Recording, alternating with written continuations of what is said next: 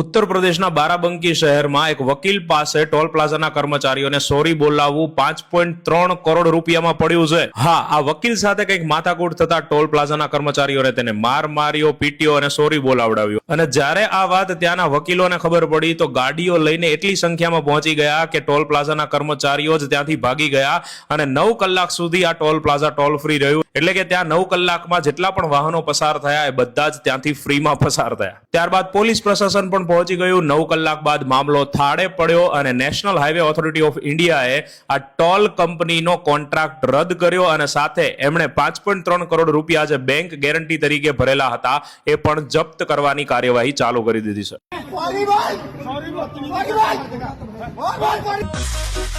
Sorry sorry कहा तारू बॉबी देह में छुआ के जान ले रुका है जान दिया ते मुआ के टोल पे आए हैं जैसे ही कल यहाँ की तथाकथित गुंडे सॉरी बोलने की बात कर रहे थे, आज सभी अधिकतर साथी यहाँ सॉरी बोलने आए, लेकिन कोई भी यहाँ पर हमारी सॉरी सुनने के लिए खड़ा नहीं है. ये बड़ा दुर्भाग्यपूर्ण है.